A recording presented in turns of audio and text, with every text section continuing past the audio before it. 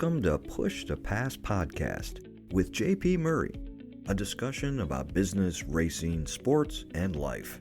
This podcast delivers insights on what makes businesses, teams, and people successful based on real-life business experiences. Following a career with America's largest associations, JP Murray founded the Murray Company, one of Washington, D.C.'s most successful consulting firms.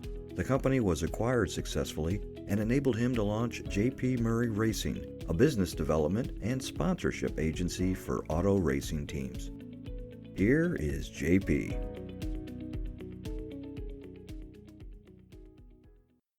Hello there, everybody. It's JP Murray with the Push to Pass podcast. Hey, folks, recognize that the audio is going to be a little bit different. I'm on the road. I'm frankly in Logan, Utah State University, where the University of Maine softball team at Katie Jo Murray will be taking on the Aggies later today for a doubleheader. So I'm going to be on the road quite a bit with racing and with softball over the next few weeks. I'm going to get a new microphone so we can make sure that we're giving you a good experience. Today, I want to talk about breaking out of a business slump. As I mentioned, I'm on the road. My daughter, Katie Jo's in a little bit of a slump, and I was thinking about this. She's in an athletic slump, and that's most of the ways that we think about slumps or ruts that we get into in terms of athletics. But let's talk about a business slump, because if you've been in the business long enough, and I'm coming up now on 4 decades, it is likely that it's something that you have faced. And as I've navigated the week and helping Katie Jo, I thought about the similarities in how to deal with a business slump, an athletic rut, and how they have these commonalities to them. And I've always enjoyed and valued the connection between sports and sports business, because frankly, that's what I'm in right now. The first thing I think is important to recognize is that you've got to change something. We likely got where we are by working hard, and sometimes we think that that's the only solution. We just take the hammer and we hit the nail harder and harder and more often. And I think it's super important to be self-aware enough to recognize what you're doing right now and make a few adjustments.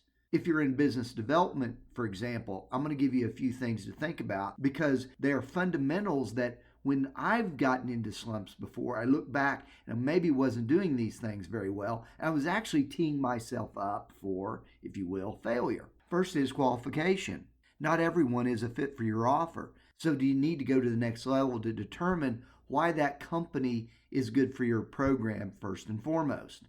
For those that you have in the pipeline and that you're currently working with, do you have the opportunity to have the prospect tell you some key things? What is the time frame for you to make a decision? Who is making the decision? Is it the person that you're talking to? Can they say yes or no, or is it somebody else? Sometimes we avoid that question just because we have a good conversation going. Do you have the budget this year to do the deal? My experience is that we're often so happy and joyful, we get happy ears as I call them, that we're not willing to ask the questions to determine whether this is a real prospect or a potential deal. And if we don't do that, we're going to lose more of them, and then the slump comes on, if you know what I'm saying. The other thing I want to say is, in addition to changing something, is to recognize that slumps or slow times happen in all businesses.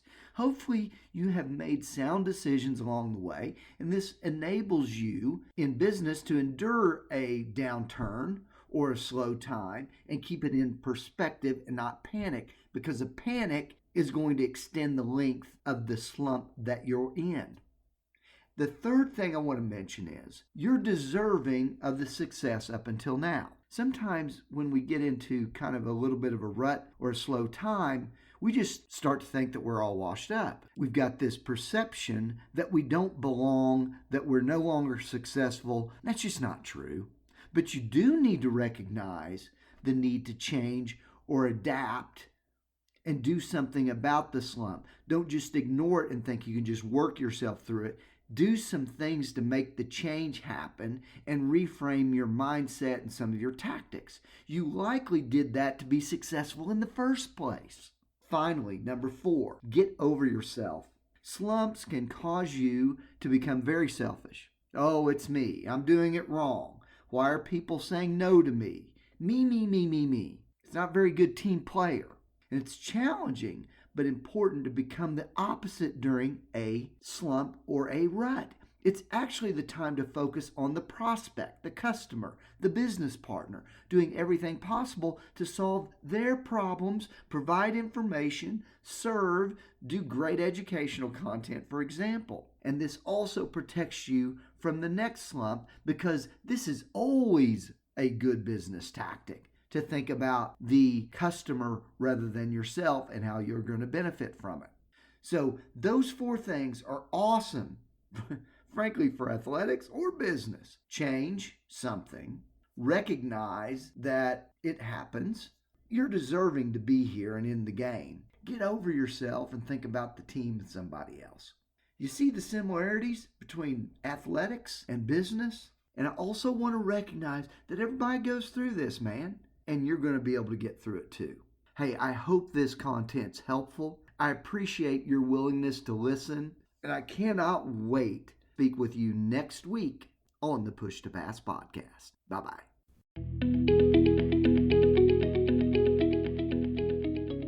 Thank you for listening to the Push to Pass podcast with JP Murray, a discussion about business, racing, sports, and life. If you would like to sponsor Push to Pass, send an email to jp@jpmurray.com.